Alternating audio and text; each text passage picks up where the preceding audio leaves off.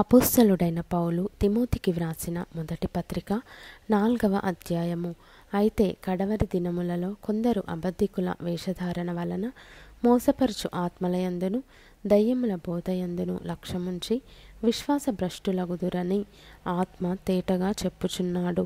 ఆ అబద్ధికులు వాతవేయబడిన మనస్సాక్షి గలవారై వివాహము నిషేధించుచు సత్య విషయమై అనుభవ జ్ఞానము గల విశ్వాసులు కృతజ్ఞతాస్థుతులు చెల్లించి పుచ్చుకొను నిమిత్తము దేవుడు సృజించిన ఆహార వస్తువులను కొన్నిటిని తినుట మానవలెనని చెప్పుచుందురు. దేవుడు సృజించిన ప్రతి వస్తువును మంచిది. కృతజ్ఞతాస్థుతులు చెల్లించి పుచ్చుకొనిన ఎడల ఏదియూ నిషేధింపతగినది కాదు.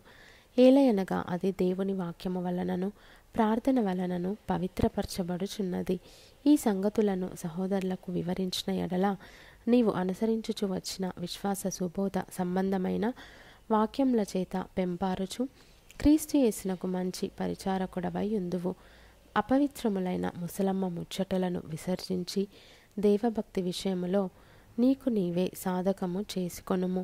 శరీర సంబంధమైన సాధకము కొంచెము మట్టుకే ప్రయోజనకరమవును గాని దైవభక్తి ఇప్పటి జీవము విషయములోను రాబోవు జీవము విషయములోను వాగ్దానంతో కూడినదైనందున అది అన్ని విషయములలో ప్రయోజనకరమవును. ఈ వాక్యము నమ్మదగినదియు పూర్ణాంగీకారమునకు యోగ్యమునయున్నది. మనుషులకందరికీ రక్షకుడును మరి విశేషముగా విశ్వాసులకు రక్షకుడునైన జీవము గల దేవుని యందు మనము నిరీక్షణ నుంచి ఉన్నాము గనుక ఇందు నిమిత్తము ప్రయాసముతో పాటుపడుచున్నాము. ఈ సంగతులను ఆజ్ఞాపించి బోధించుము. నీ యవ్వనమును బట్టి ఎవడునూ నిన్ను తృణీకరింపనీయకుము గాని మాటలోను ప్రవర్తనలోను ప్రేమలోను విశ్వాసములోను పవిత్రతలోను విశ్వాసులకు మాదిరిగా ఉండుము. నేను వచ్చే వరకు చదువుటయందును హెచ్చరించుటయందును బోధించుటయందును జాగ్రత్తగా ఉండుము.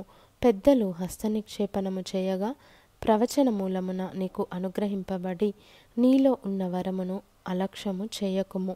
నీ అభివృద్ధి అందరికీ తేటగా కనబడు నిమిత్తము వీటిని మనస్కరించుము. వీటి అందే సాధకము చేసుకొనుము. నిన్ను గూర్చియు నీ బోధను గూర్చియు జాగ్రత్త కలిగి ఉండుము. వీటిలో నిలుకడగా ఉండుము.